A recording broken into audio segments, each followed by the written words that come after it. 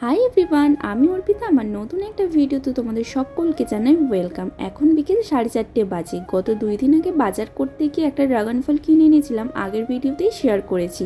তো সেটাই এখন কাটবো। 2 দিন হয়ে গেছে, কাটাই হচ্ছিল না, তো আজকে বসেছি ফাইনালি কাটবো। আর বেশ 3-4 দিন আগের একটা বেদানা ছিল, সেটাও আজকে কেটে নেব, নালে এরপর খারাপ হয়ে যাবে। ড্রাগন ফলটা কাটতে কাটতে ভাবছিলাম ড্রাগন ফলটা হয়তো গোলাপি হবে।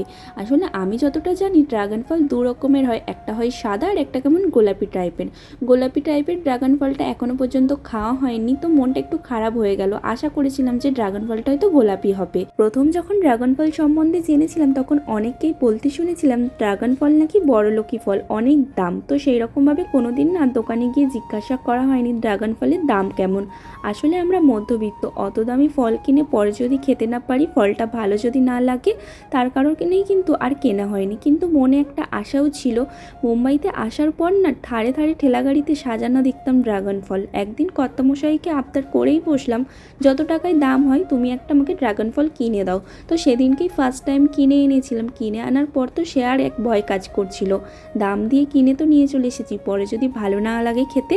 তো দেখলাম তারপর কেটে খাওয়ার পর ভালোই লাগছে, খুব একটা খারাপ লাগেনি। তারপর কিন্তু ড্রাগন ফল প্রায় সময় কিনে আনা হয়। ফলগুলো কেটে গেটের সামনে বসে বসে খাচ্ছিলাম। আসলে আমি যখন ফল খাই বা মুড়ি বিস্কিট খাই না, তখন এরকম গেটের কাছে বসে বসেই খাই। একা বদ্ধ করে না, খেতে একদম ইচ্ছা করে না।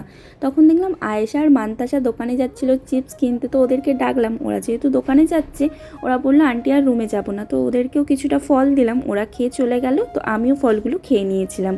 ফল খাওয়ার পর কিন্তু বেশ অনেকক্ষণই ফোন ঘাঁটছিলাম। তারপর সন্ধেবেলা সন্ধেও দিয়ে দিয়েছিলাম। দিয়ে কিন্তু রাতে রান্নার জন্য সমস্ত কিছু রেডি করে নিচ্ছিলাম। আজকে রাতে রান্না করবো রুটি আর আলুর ডাল।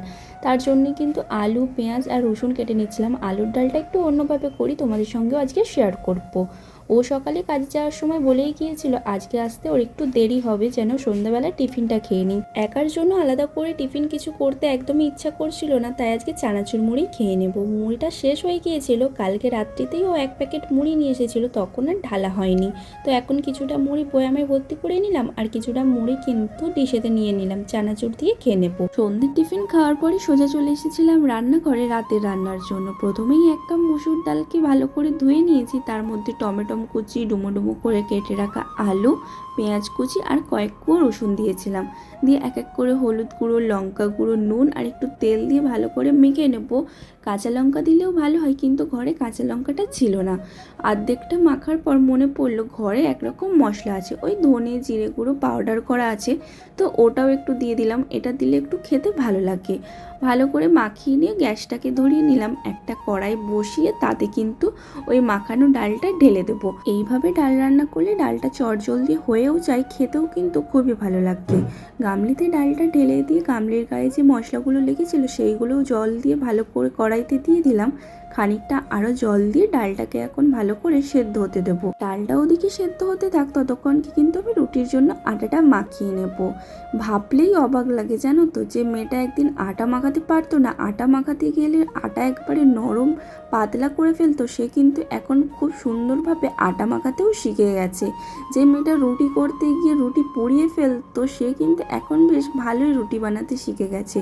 সবই সময়ের পরিবর্তন, সময় মানুষকে অনেক কিছুই শিখিয়ে দেয়। আটাটাও কিন্তু খুব ভালো করে মেখে রেখে দিয়েছি, আর এদিকে ডালটাও কিন্তু খুব ভালো করেই সেদ্ধ হয়ে গেছে। ডালটা একটা গামলিতে ঢেলে রেখে কড়াইতে অল্প তেল দিয়ে একটা ডিম ফাটিয়ে ডিমটাকে ঝুড়ো ঝুড়ো করে নেব। ডিমটা কিন্তু ডালের মধ্যেই দেব। ডিমটা ঝুড়ি করে ভেজে নেওয়ার পর কিন্তু আবার ওই কড়াইতে অল্প করে তেল দিয়ে জিরে আর 2টো শুকনো লঙ্কা ফোড়নে দেবো। ফোড়নে দিয়ে একটু ফোড়নটা ভালো করে ভাজা হয়ে গেলে সেদ্ধ করে রাখা ডালটা কিন্তু কড়াইয়ের মধ্যে দিয়ে দেবো। দিয়ে ভালো করে একটু নেড়ে চেড়ে ডালটাকে 5 মিনিটের মতো ফুটিয়ে নেব। ডালটা ভালো করে ফুটে উঠলে আগে থেকে ওই যে ডিমের ভুর্জিয়াটা করে রেখেছি, ওটাই কিন্তু ডালের মধ্যে দিয়ে দেবো। এই ডিমের ভুর্জিয়াটা ডালের মধ্যে দিলে ডালটা খেতে কিন্তু খুবই ভালো লাগে। এইদিকে ডালটা কিন্তু আমাদের রেডি হয়ে গেছে। কেমন লাগছে অবশ্যই কিন্তু কমেন্ট করে জানিও। ডালটা ঢেলে রেখে কিন্তু এখন চলে এসেছি রুটি বানাতে। ভালো করে আটা মাখাতে না জানলেও রুটি বেলতে কিন্তু আমি খুব ভালোই জানি। আর রুটি বা লুচি বেলতে আমার খুবই ভালো লাগে। দেখো এক এক করে কিন্তু রুটি বানিয়ে নেব। আর একটা কাণ্ড হয়েছে, কয়েকদিন আগে জানো তো রুটি সেঁকার যে জাল হয় না, ওই জালটা আমি ভেঙে ফেলেছি। তার মধ্যে তাওয়াতেই আমাকে এখন রুটিটা সেঁকতে হবে। আর তাওয়াতে রুটি সেঁকতে না আমি খুব একটা ভালো পারি না, কিন্তু আজকে দেখছি মোটামুটি ভালোই হচ্ছে। ভিডিও করছি বলে নাকি জানি না, কিন্তু আজকে দেখছি তাওয়াতে রুটিগুলো বেশ ভালোই হয়েছে। রুটি করাও কমপ্লিট হয়েছে আর এদিকে বাইরে বৃষ্টিও শুরু হয়েছে। ও কিন্তু এখনো পর্যন্ত আজকে রুমে আসেনি, প্রায় 10টার মতো বেজে গেছে। তাই রুমে একা থাকতে ভালো লাগছিল না, চলে গিয়েছিলাম পাশের রুমের একটা দিদিদের বাড়ি। তার ছোট ছোট দুটো ছেলে মেয়ে আছে, তাদের সঙ্গে একটু খেলাধুলো করতে। বাচ্চাদের সঙ্গে খেলাধুলো করতে আমার বেশ ভালোই লাগে। আগে যাকে দেখালাম তার নাম হচ্ছে ম্যাক্সওয়েল, আর আমার কোলে হচ্ছে ম্যাক্সলিন। নামগুলো একটু অদ্ভুত শোনাচ্ছে না? আসলে এরা হচ্ছে খ্রিস্টান। অন্যান্য বাচ্চারা অনেক দুরন্ত হয়, অনেক ছটপটে হয়, কিন্তু এরা না প্রচুর শান্ত, কোলে চুপচাপ বসে থাকে, এত মিষ্টি লাগে।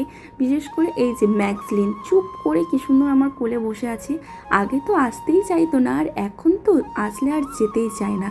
আসলে ভালোবাসাটা হচ্ছে এমন জিনিস, বাচ্চারা যেখানেই ভালোবাসা পায় সেখানেই বেশি করে যেতে চায়। দিদিদের বাড়ি কিন্তু আজকে বেশ অনেকক্ষণই টাইম কাটিয়েছি, অনেক গল্প মজা করেছি। 11:30টার দিকে ও রুমে চলে এসেছিল। বৃষ্টি হচ্ছে দেখে ও আবার নিয়ে এসেছিল chicken pakora. Sorry chicken pakora বললে হয়তো ভুল হবে, চিকেন ভাজা। এখানে মশলা মাখিয়ে এক ধরনের চিকেন ভাজা পাওয়া যায়, তো ওটাই নিয়ে এসেছিল। দুজনে বসে বসে গল্প করতে করতে খাচ্ছিলাম। তো চলো আমরা চিকেন ভাজা খেতে থাকি। এরকম ভিডিও দেখার জন্য চ্যানেলটাকে অবশ্যই সাবস্ক্রাইব করে নিও। তো আজকের মতো টাটা।